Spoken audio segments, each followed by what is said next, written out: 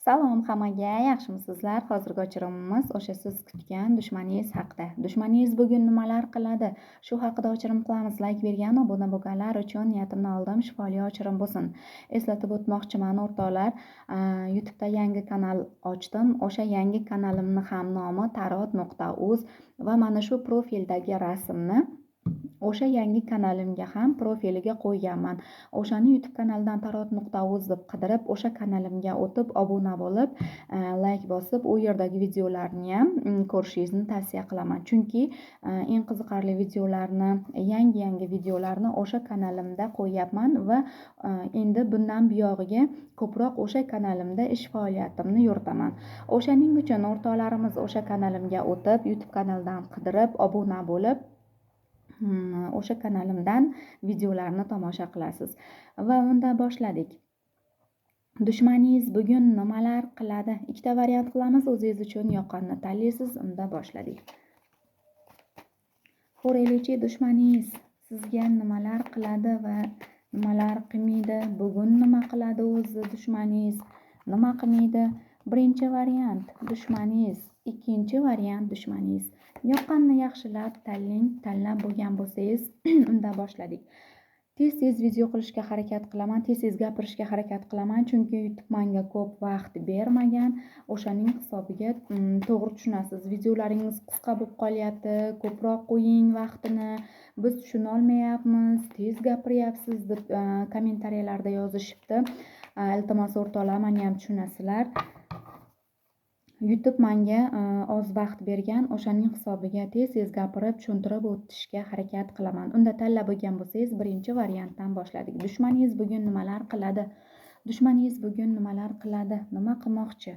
Dushmaningizga keladigan bo'lsak, bugun nima qilmoqchi deganimizda, bugun uyida qandaydir uyidagi insonlarga yolg'on yapildoq gaplarni gapirib, ularni qulog'iga lag'mon ilib, qayergadir bormoqchi. Yo'lga chiqayotganligini, uyida qandaydir yolg'onlarni gapirib, qandaydir xitrlik bilan uyidan ko'chaga chiqishini, mana shunaqangi holatlarni ko'rsatyapti. Bugun nimalar qiladi deganimizda, bugun xom xayollarga berilib, qandaydir ayol kishi tomonga borishligini ko'rsatyapti. U ayol kishi qandaydir bu inson bilan bahslashyapti, suhbatlashyapti, nimalarnidir ikkalasi reja qilyapti. O'zidan yoshi kattaroq insonni oldiga boradi bu. Sehrga boradi bu inson. Uyidan qandaydir yolg'on yapildoq gaplarni gapirib chiqib ketyapti. Undan keyin yoshi kattaroq inson ayol kishi bilan suhbatlashyapti.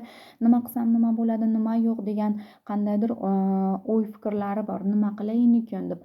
Va bu insonni oldidan chiqib qandaydir sehrga borishini kartalarimiz ko'rsatyapti. Qora qozonda kimlargadir nimalarnidir qaynatib, sehr jodu ilm-amallar bilan shug'ullanishini bugungi kunida mana shunaqangi nima deydi, o'zini qandaydir himoya ham qilyapti. O'zini himoya qilib, o'zini zashita qilib, o'zini qo'rg'onlab, mana bunaqangi o'ylayaptiki, mani hayotimda mani ko'ra olmaydigan insonlar ko'p. Men ulardan o'zimni himoya qilishim kerak, deyapti va qandaydir sehr qilyapti, o'zini qo'rg'onlayapti.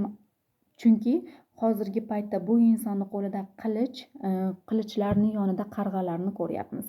Qandaydir negativlardan o'zini qo'rg'onlayotganligini, negativlarni kesib tashlayotganligini ko'ryapmiz. Bu inson o'zini himoyaga qo'ygan va qandaydir sehr bilan shug'ullanyapti bugungi kunida.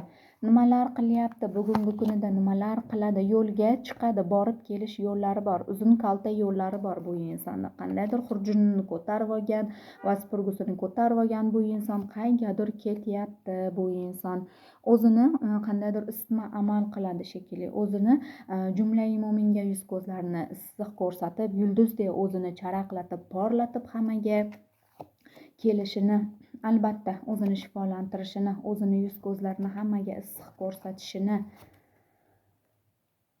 va barakalariga nimalarnidir o'qitib kelishligini va qandaydir bashorat qiladigan insonlarga borib, qandaydir o'zini shifolantirishini, o'zini barakalarini va yana bu yerda ayol kishini ham ko'rsatishini, bashorat qiladigan insonlarga ayol kishini ham ko'rsatishini. Bu ayol kishi qanaqa ayol? Bu ayolga keladigan bo'lsak, bu homilador ayol yoki qo'lida siz mani ko'rayotgan o'rtoqlarimiz dushmaningizdan shubha qilyapsizmi? Sizni qo'lingizda chaqalog'ingiz bormi yoki qorningizda farzandingiz bormi? Pullaringiz o'zingizga yetarli, yoningizda turmush o'rtog'ingiz bor, hamma narsadan holatingiz yaxshi holatdami? Siz dushmandan qandaydir nima deydi, mana shu mani dushmanim deb ko'rayotgan bo'lsangiz, qo'lingizda chaqalog'ingiz bo'ladigan bo'lsa yoki qorningizda farzandingiz bo'ladigan bo'lsa, sizni ko'rsatyapti. Qandaydir bu yerda imperatrica ayol, hamma narsalari o'ziga yetarlik, turmush o'rtog'i ham bor, bolalik insonni kartalardan ko'rsatyapti bu inson. Va bu mana shu ayolga nima qildirib keladi bu inson? Shunchaki kartalarda bashorat qilib hayotini bilib keladimi yoki sehr jodu qilib keladimi bunga? Sehr jodu qilib keladimi? Nima qilib keladi bu insonga? Bu insonga nima qilib keladi? Bu insonga nima qilib keladi? Bu insonga nima qilib kelishi mumkin? Bu inson shunchaki oddiy ko'rsatib kelar ekan. Mana shu ayol hayotida nimalar bo'lyapti va nimalar bo'ladi degan nima deydi, o'y-fikrlarda mana shu bashorat qiluvchi insonni oldiga borib, ana shu ayolni ko'rsatib, hayoti bilan tanishib, bilib, nimalar bo'lyapti, uyida nimalar yo'q bilib keladi. Bu inson ko'proq o'zini shifolantirishga boradi. Ko'proq o'ziga shifolantirish rituallarini oladi va kuchlanib, qandaydir bu inson qaytishini kartalarimiz ko'rsatyapti. Endi ikkinchi variantga o'tamiz. Bugun mana shunaqangi ishlar qilar ekan dushmaningiz. Ikkinchi variantni dushmani bugun nimalar qiladi? Ikkinchi variantni dushmani bugun nimalar qiladi? Ikkinchi variant, dushmaningizni nima qildingiz?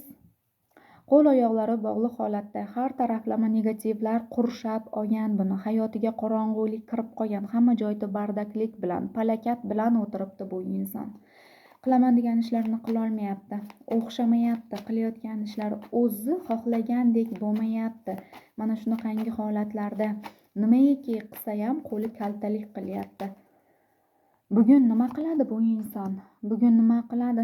Bugun hech narsa ish qila olmaydi bu inson. Mana shunaqangi bog'langan holatda, siqilgan holatda, uyida ham hamma joyda bardak bo'layotibdi. Na uyini tozalashga qo'li boradi, na nima deydi, bolalariga qarashga hech narsa qila olmaydi bu inson. Qandaydir bu insonning holati yaxshi holatda emas. Bu insonni holati hozirgi paytda yaxshi holatda emas. O'zini shifolantirishni, yon atrofidagi negativlarni qirqishga harakat qilyapti, lekin aylanib qilgan yomonliklari o'zini boshidan balo yaznim bo'lib yog'ilayotganligini kartalarimiz ko'rsatyapti. Bugun nimalar qiladi bu inson? Bugun nimalar qiladi? Bugun bu inson hech narsa qila olmaydi. Uyidan yotadi. Buni sog'lig'ida ham muammo bor. Sog'lig'i ham hozirgi paytda yaxshi holatda emas buni. Yoki qandaydir farzandida muammosi bor sog'lig'ida, uyida pul kanallari ham yopilib qolgan, uyida muzlashlik, sovuq kunlarni boshdan o'tkazyapti bu inson.